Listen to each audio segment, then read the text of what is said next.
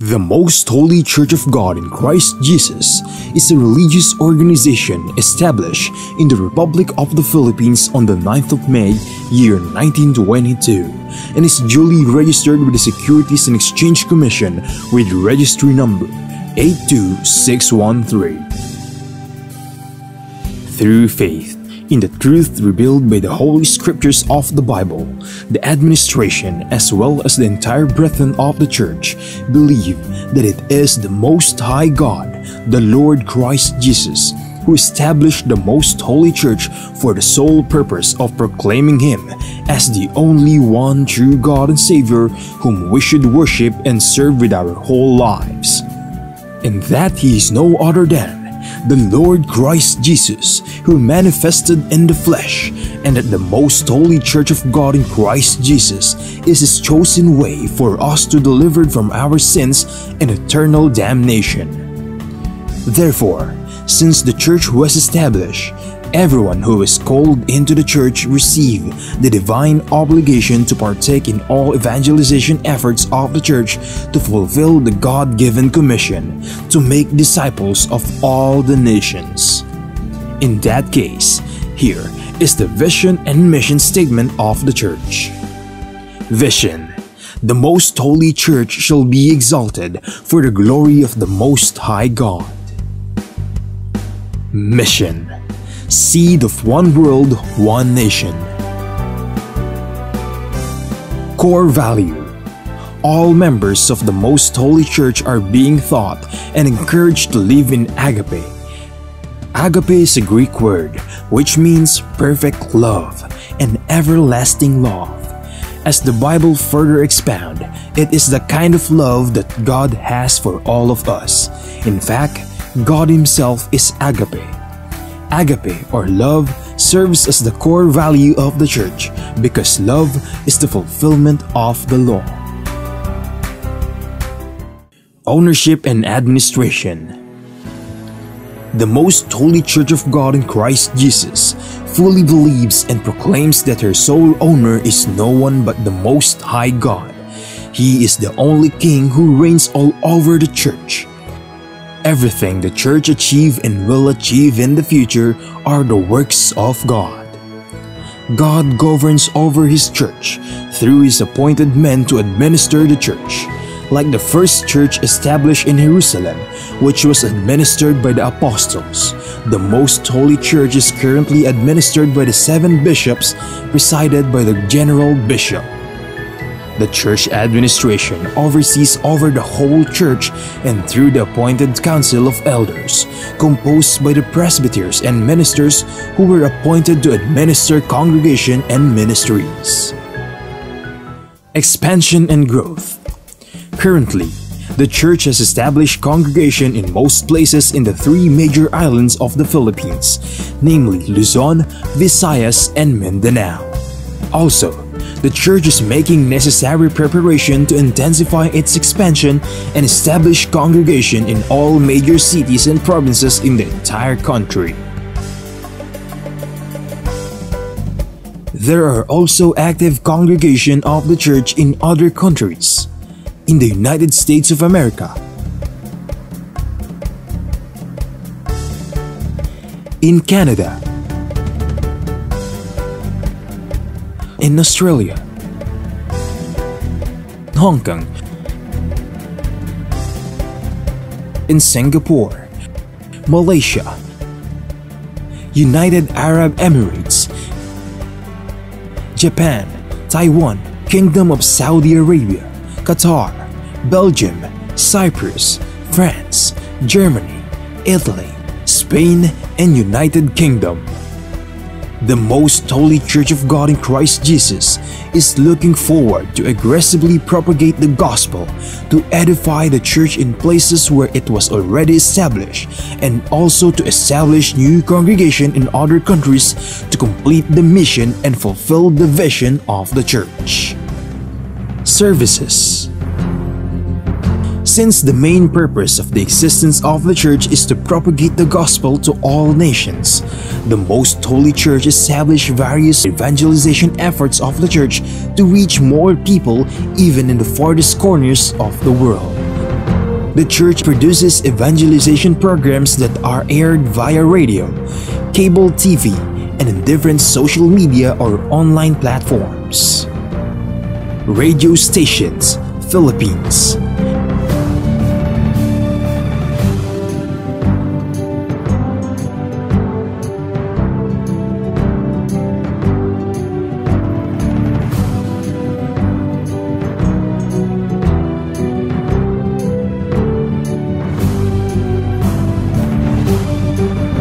Cable TV channels.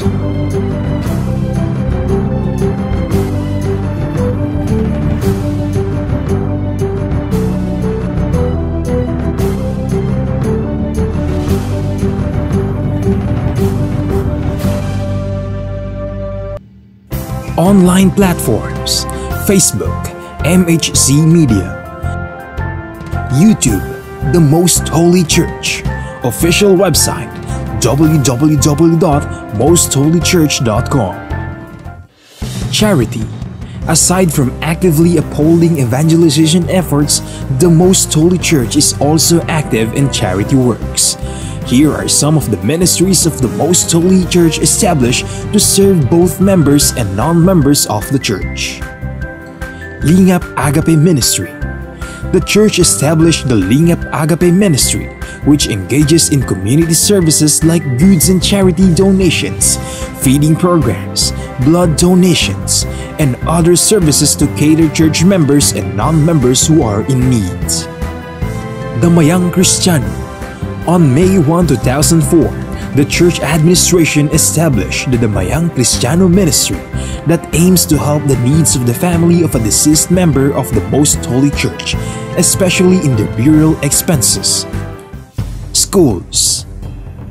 Pristine Heritage Academy, formerly known as Pristine Learning and Tutorial Center. The Pristine Heritage Academy was established by the Most Holy Church in February of 2009.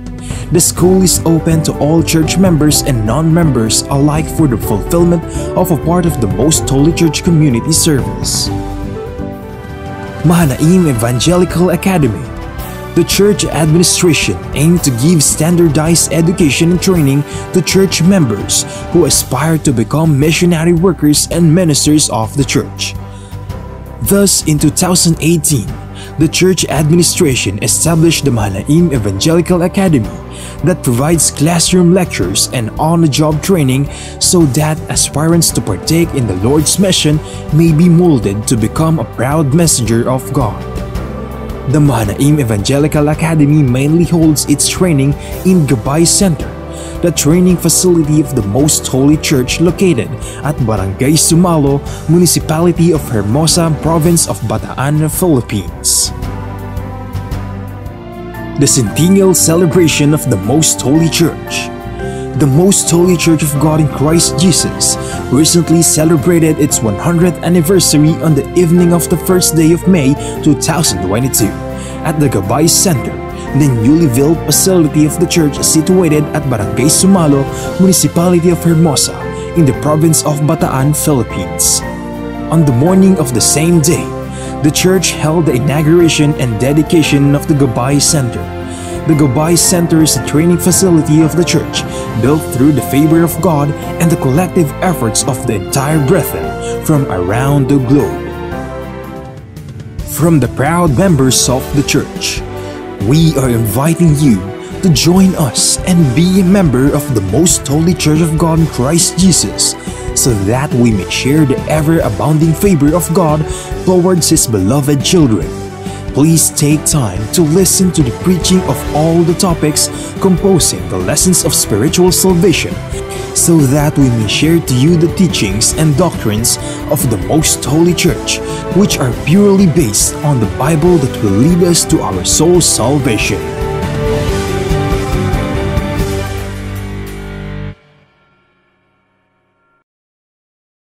To know more about the church, you may visit our website at www.mostholychurch.com, or you may reach us through telephone number 6302-8255-6949.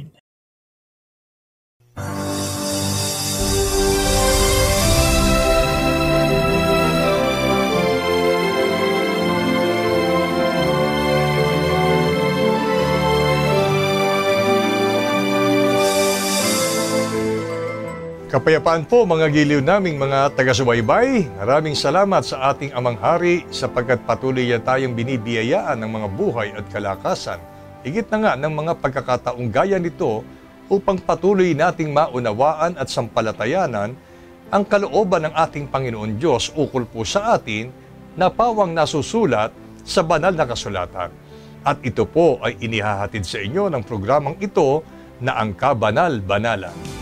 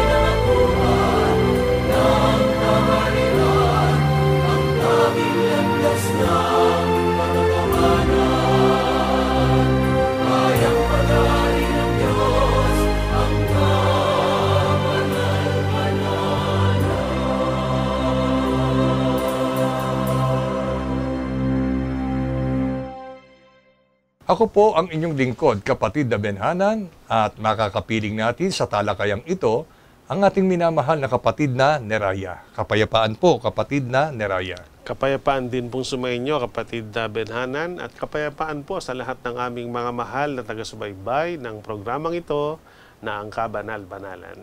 Ang sinundang paksa nitong paksang araling ito ay nagsasabi sa atin upang ang Panginoon Diyos ay totoong magparana sa atin ng mga dakilang himala, ay marapat lang po na maging mapanampalatayahin tayo sa ating Panginoon. At doon ay iniiwan din sa atin ang pagbibili na wag na hindi ka mapanampalatayahin. Dapat maging mapanampalatayahin ang tao. At upang maalaman pa natin ang banal na kalooban ng Diyos at kahalagahan ng pananampalataya na dapat nating iukol sa ating Panginoon, ay siyang laman nitong atin pong pag-aaral sa araw na ito. Kaya dahil dito, ang paksang aralin na ngayon po ay ating sama-samang pag-aaralan ay tumutugon po sa ganitong pamagat. Huwag kang di mapanampalatayahin, kundi mapanampalatayahin. Kapatid na Neraya, ano nga po ba sa ibang salita ang di mapanampalatayahin? Ang sagot po ng Apostol Pablo ay mababasa natin sa Roma, Kapitulo 14, versikulo 23, sa salin po ng Bibliang ang bagong ang Biblia. Ngunit ang nag-aalinlangan ay hinahatulan kung kumakain, sapagkat hindi batay sa pananampalataya, at ang anumang hindi batay sa pananampalataya ay kasalanan. Narito po ang paliwanag ng Apostol Pablo batay sa kanyang pagsulat sa mga unang Kristiyano na noon ay naninirahan sa dako ng Roma.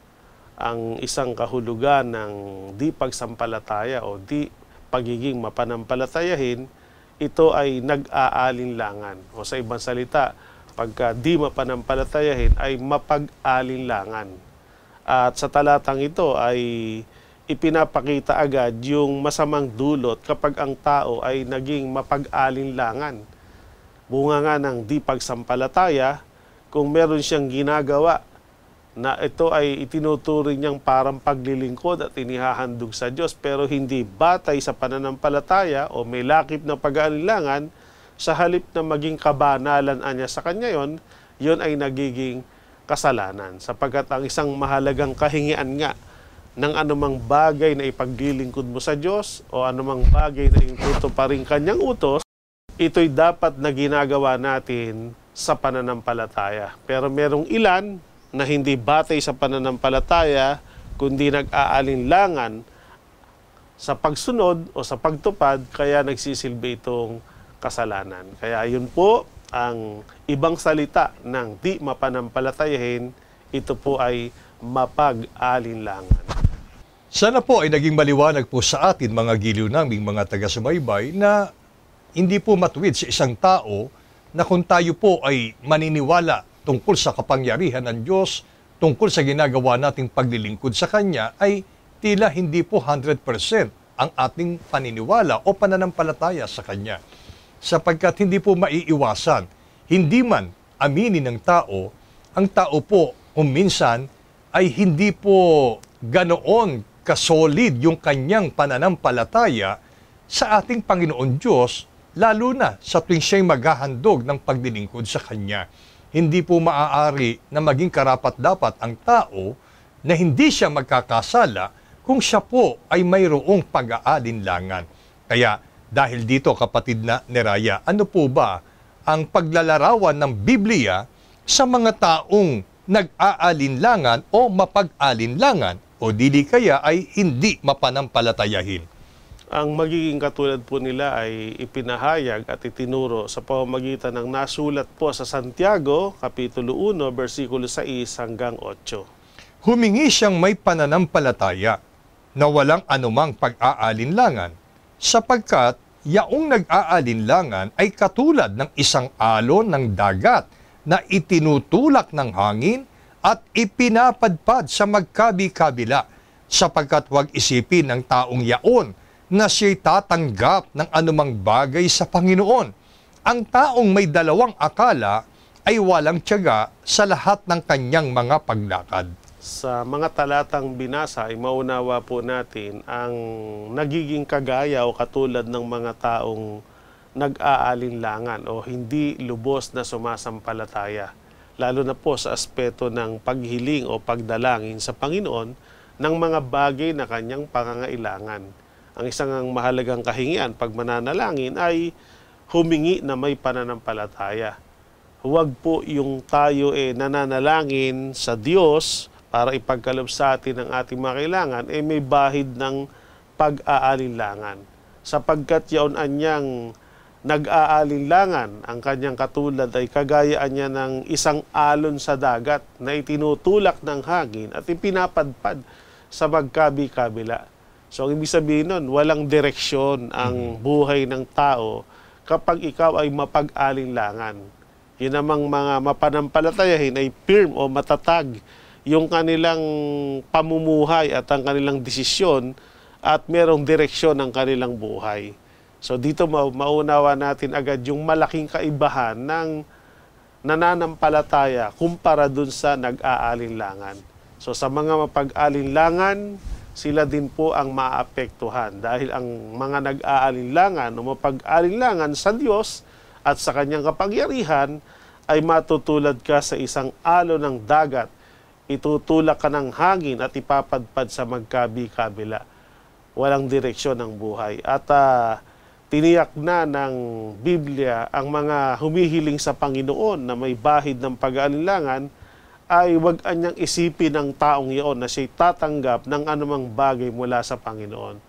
Parang sinasabi na huwag kang umasa na ipagkakaloob ng Diyos yung kahilingan mo pag hinihiling mong may pag-aalinlangan. At ang ikatlo, dahil sa pag-aalinlangan, nagdudulot po rin ito ng mali na kalikasan ng tao.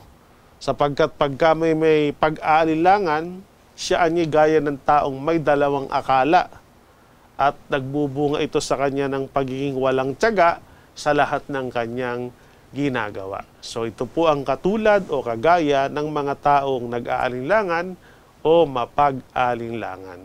Mga giliw naming mga taga-subaybay, ito ba'y nararanasan natin sa ating buhay na kung tayo nananalangin sa Panginoon, sa likod ng ating pong kaisipan ay para bang sinasabi nating after mong ihilingin sa Panginoon ang iyong mga daing, ay sinasabi mong ibibigay kaya ito ng Panginoon? Yun po ay isang indikasyon na may pag-aalinlangan ang taong yaon. Hindi lubos ang kanyang pananampalataya, sapagkat kung tayo'y lubos ang pananampalataya sa bawat paghiling at panalangin natin sa Panginoon, hindi natin tatanungin ang ating sarili na ibibigay kaya ng Panginoon. Dahil once na yon ay itinanong mo sa iyong sarili, maliwanag po ang sabi ng mga talata, hindi ka tatanggap ng anumang bagay sa hiniling mo sa Panginoon. At ang isang bagay pa po na hindi mabuti kapag ka ang tao'y mapag-alinlangan, nalilikha sa kanya yung dalawang akala. Ano po? Ang taong ito'y nagkakaroon ng kaisipan, yun nga, maibibigay ba o hindi ibibigay? Nagkakaroon siya ng dalawang akala. At kapag ka ito'y nalikha sa puso ng tao, ang taong hindi mapanampalatayahin, wala pong tiyaga. Madali po itong naiinip. Para bang sinasabi niyang, ang tagal naman, Panginoon, na ibigay mo sa akin yung aking kahilingan. Abe, baka mamaya hindi ko naabutan at lipas na sa panahon yung tulong na ibibigay mo sa akin o yung kasagutan na ibibigay mo sa akin. Yun po ay mga indikasyon ng taong mapag-alinlangan sa kapangyarihan ng Diyos. At doon tayo iniiwas ng mga pagtuturong ito. Sapagkat may mga hindi mabuting resulta o consequences kapag ka ang tao ay nanatiling hindi mapanampalatayahin. Kapatid na Neraya, gaanong kalaking pagkakamali ba at gaanong kabigat na kasalanan kung ang tao'y mananatiling mapag-alinlangan o hindi mapanampalatayahin? Ang sagot po ng Biblia, mababasa natin sa Apokalipsis 21:8. Ngunit sa mga duwag, sa mga hindi mananampalataya, at sa mga kasuklam-suklam, at sa mga mamamatay tao, at sa mga mapakiapid, at sa mga manggagaway, at sa mga mapagsamba sa Diyosan, at sa lahat ng mga sinungaling, ang kanilang bahagi ay sa dagat-dagatang nagnininga sa apoy at asupre, na siyang ikalawang kamatayan. Masasabi po natin na kung gaano kalaking pagkakamali at kung gaano kabigat na kasalanan ang pagiging mapag-alinlangan o pagiging hindi mananampalataya, ito po ay napakalaking pagkakamali at napakabigat na kasalanan.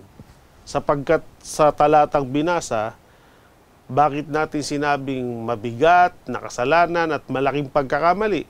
Dahil napakabigat at napakalaking parusa ang mapapasa tao kung hindi siya magbabago sa ganung kalagayan. Kung mas pipiliin ng tao na maging mapag-alinlangan o hindi mananampalataya, katulad din po yung ng kasalanan ng pagiging mamamatay tao, mapakiapid, mangkukulam, sumasamba sa Diyos-Diyosan at pagiging sinungaling na ang kanilang bahagi kung hindi babaguhin ay sa nagniningas na apoy at asupre na siya ikalawang kamatayan. So tinatalakay po sa talatang ito yung paglalarawan doon sa impyerno na napakabigat na parusa at napakalaking kahatulan sa mga taong may mabigat na pagkakasala. Kaya dito po maunawa natin na talagang wala pong mabuting idudulot ang pagiging mapag-alinlangan. Sa halip, pag tayo'y namatay na mapag-alinlangan o hindi sumasampalataya sa pagkabuhay na maguli, yung kasalanan yon ay magiging batayan para tayo tumanggap ng mabigat na kaparusahan. Yun po, mga giliw naming mga taga-subaybay, hindi po matuwid na kinu-question natin ang Panginoon. Tungkol halimbawa, sa anumang ating pinagdaraanan sa buhay na ito, ang tao napakadaling magtanong at mag-alinlangan. Gaya ng sinasabi niya sa Panginoon, mahal mo pa ba ako, Panginoon? Na nandyan ka pa ba, Panginoon, para tulungan ako? Talaga bang pinagmamalasakitan mo ko, Panginoon? Yung ganong uri ng pagtatanong ay gaya ng inihahayag mo ang iyong lubos na pag-aalinlangan sa Panginoon. Sa mga pagtuturo po natin, kapatid na Neraya, nananatili ang kagandahang loob, ang pag-ibig ng Diyos ay nananatili sa atin na mga tao. At upang lalong maranasan natin yung pag-ibig na yon, sampalatayanan mong ito ay totoo at tunay. At para iiwas po tayo sa isang napakabigat na kaparusahan, ngayon ay nagpapaalala ang mga pagtuturong ito, ang programang ito, na iiwas tayo sa dagat-dagatang nagniningas sa apoy at asupre. At upang wag nating maranasan at tanggapin ang kaparusahang ito, hinihikayat po tayo, mga giliw naming mga taga-subaybay, na bawat salita ng Panginoon, ang kanyang mga pangako, ang kanyang pagtulong, ang kanyang pag-ibig at pagdiligtas, ay sampalatayanan nating ito ay totoong totoo at tunay na tunay. Ngayon, kapatid na Neraya, sa kabilang banda, ano naman ang magiging mabuting kalagayan ng mga taong mapanampalatayahin sa Diyos at sa kanyang mga turo? Ang paglalarawan po ay ipinahayag ng ating Panginoong Kristo Jesus nung siya magkatawang tao. At ito po ay nasulat sa Juan, Kapitulo 20, versikulo 29. Sinabi sa kanya ni Jesus, sapagkat ako'y nakita mo ay sumampalataya ka. Mapapalad yaong hindi nangakakita at gayon may nagsisampalataya. Ayon po sa pahayag at salita ng ating Panginoong Kristo Jesus, gaya ng ating narinig, mapapalad yung mga bagamat hindi siya nakita, gayon may nagsisampalataya sa Kanya. Kung maalala po natin ng mga nagdaang pagtalakay, isa nga po ito sa mahalagang kahingaan, yung pagiging mapanampalatayahin para ang Diyos ay gumawa ng himala o pagbabago sa iyong buhay. Kaya nalalagay po ang tao sa, sabi nga, yung kanyang status, truly blessed. Hindi lang feeling blessed, kundi truly blessed ang taong mananampalataya sa Panginoon. Sapagkat yung biyayang hatid ng pagiging mapanampalatay sa Panginoon, makiklaim na yon. Katulad ng kagalingan sa taglay na karamdaman, ang pagiging mapagtagumpay sa iba't ibang sitwasyon ng buhay para kanyang ma-overcome ito, malaki po ang factor, yun pong pagiging mapanampalatayahin. At sabi nga, ang Diyos ay gagawa ng himala sa buhay ng mga taong sa Kanya ay naniniwala. Kaya kung nais nating mapabilang sa mga taong tunay na mapapalad batay sa pamantayan ng Diyos, talagang sa halip na pagiging mapag-alinlangan, ay mapabilang tayo sa mga taong mapanampalatayahin. Ayan po, mga giliw naming mga taga-subaybay, isang dakilang palad ang sa atin po'y ipagkakaloob ng Panginoon kung tayo ay totoong magiging mapanampalatayahin sa Kanya. Alam niyo po, mga giliw naming mga taga-subaybay, ang pagpapala na dapat nating sinasampalataya ng mula sa Diyos ay hindi lamang sa anyo ng kaginhawahan ng buhay na ito. Kung minsan kasi, ang tao na itutulak ng mga karanasan niya sa buhay, ng mapapait na karanasan niya sa buhay upang hindi magtiwala at mag-alinlangan sa Panginoon. Halimbawa, kumbaga parang ang tao, suko na sa buhay na ito. Pagod na siya. Hirap na siya sa buhay na ito. Dahil hindi siya sumasampalataya sa Panginoon, yun ang lalong magpapabigat sa kanya ng kanyang kalooban.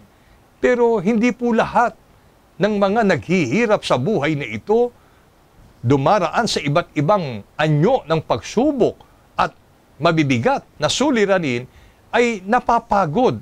Kundi dahil sa kanilang pananampalataya sa Panginoon na darating ang takdang panahon na ibibigay sa kanila ng Panginoon Diyos ang kanilang kahilingan, ang pagliligtas ng Panginoon, yun ang gumagawa upang ang taong ito, bagaman siya ay nasa kahirapan, ay panatag siyang nagpapatuloy sa buhay na ito.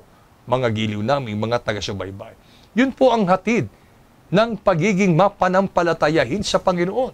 Pero kung ikaw ay mayaman, marami kang pagtatagumpay sa buhay na ito, pero hindi lubos ang iyong pananampalataya sa Panginoon, darating ang panahon, aabot ka sa tinatawag na kabalisahan ng kabagabagan. Hanggang dumating ang mga iba't ibang suliranin na dahil hindi ka mananampalataya, hindi mo maihihibik sa Panginoon na ikaw ay tulungan. Ano ang mangyayari? Ang tao po ay magkakaroon ng kaligaligan, kabalisahan, at mawawalan ng kapayapaan sa buhay na ito. Gayon po, kaselan, ang pagiging mapanampalatayahin sa Panginoon. At dito tayo hinihikayat, mga giliw naming mga taga-subaybay, sa pagiging mapanampalatayahin. Papaano nga, kapatid na Neraya, madali kasing sabihin, ako naman po'y sumasampalataya sa kapangyarihan ng Diyos. Sumasampalataya ako sa kanyang mga aral at turo.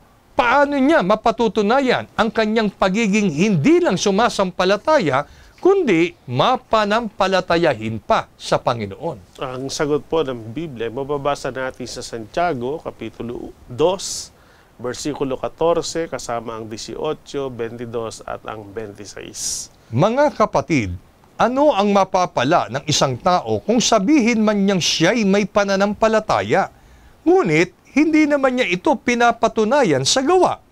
Maililigtas ba siya ng ganoong uri ng pananampalataya?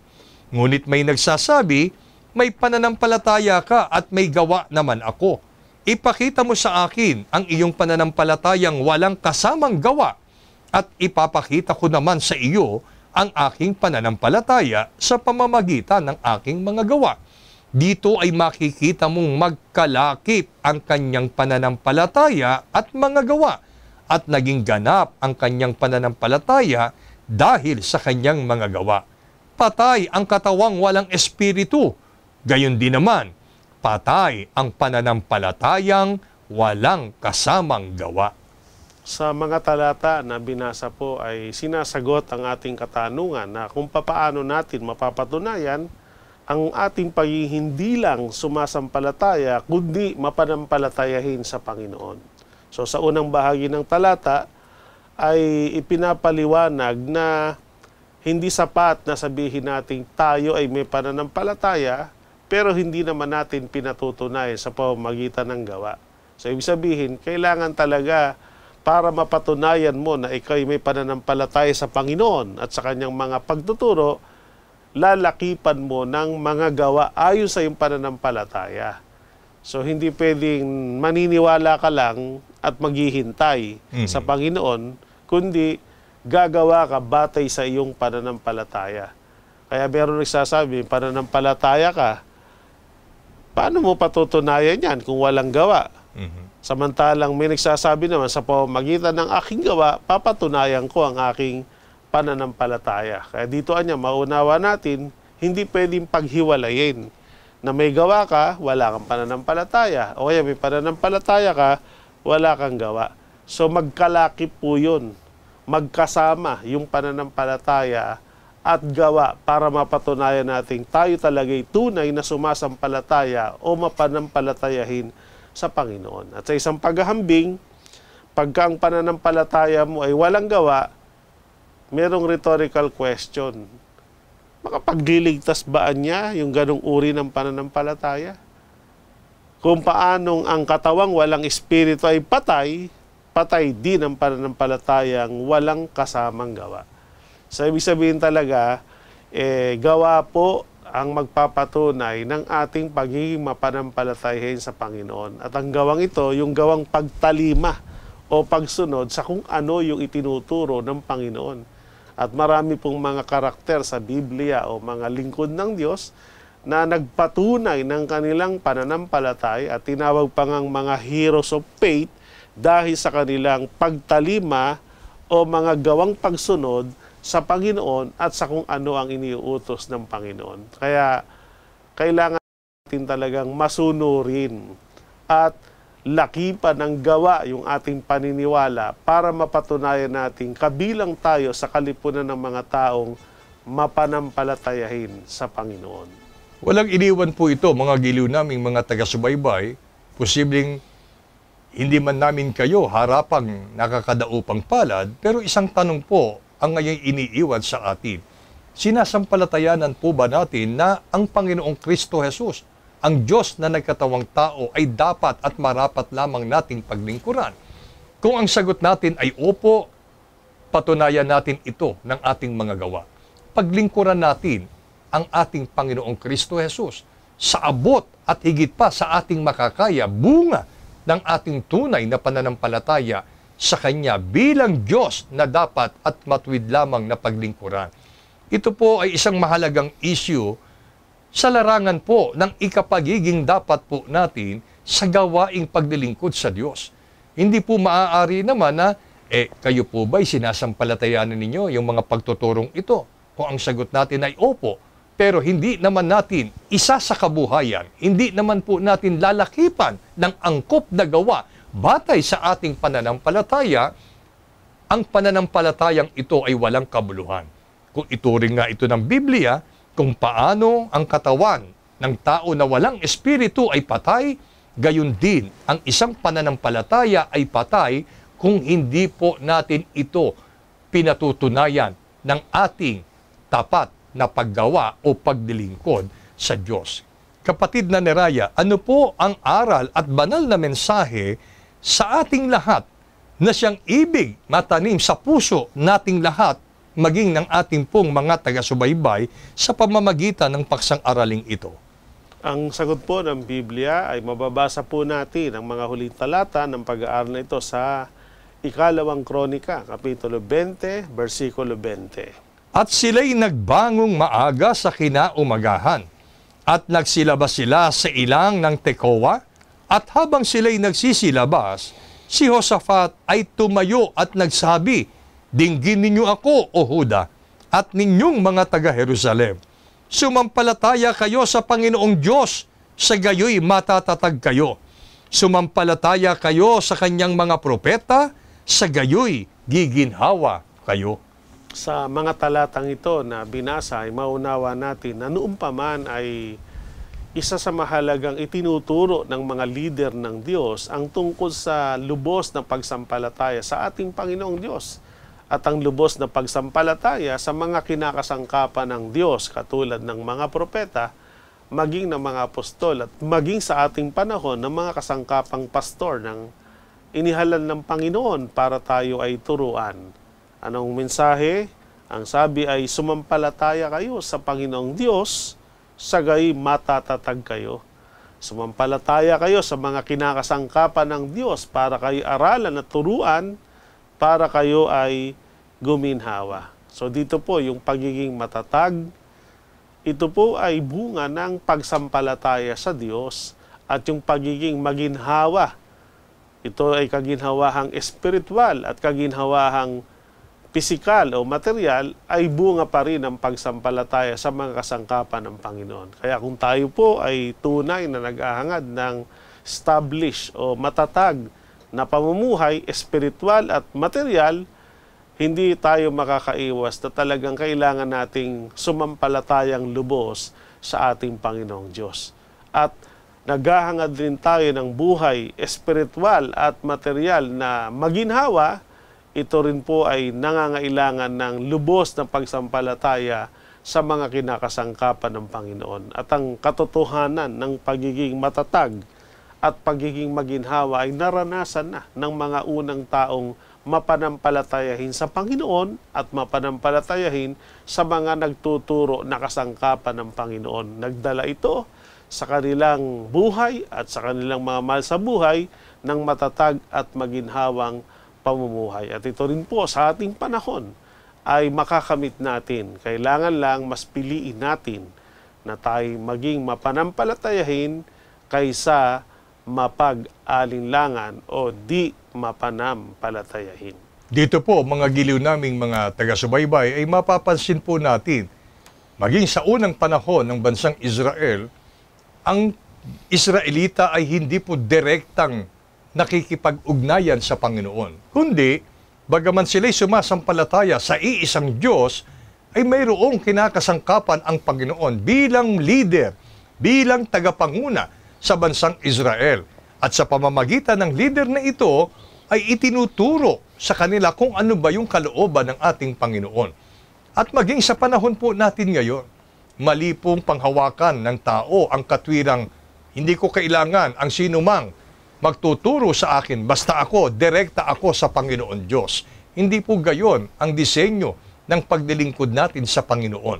Kung paanong sa unang panahon at maging sa panahon ng pagkakatawan tao ng ating Panginoong Kristo Jesus, ay mayroon siyang kasangkapan na mangunguna at magtuturo bilang kasangkapang sugo ng ating Panginoon Diyos sa atin na mga tao.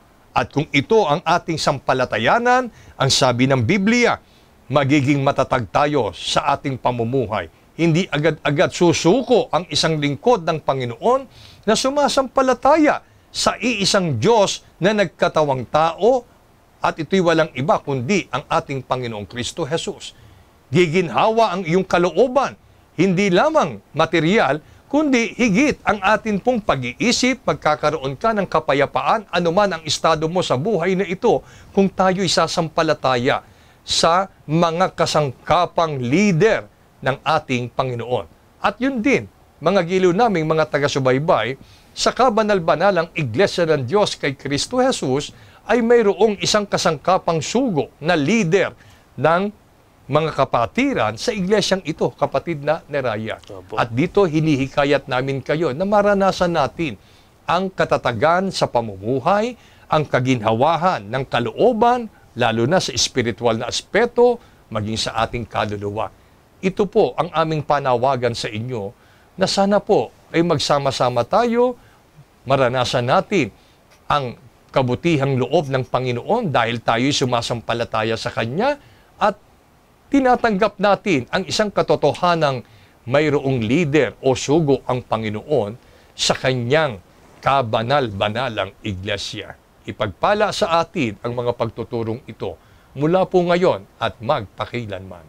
Amen.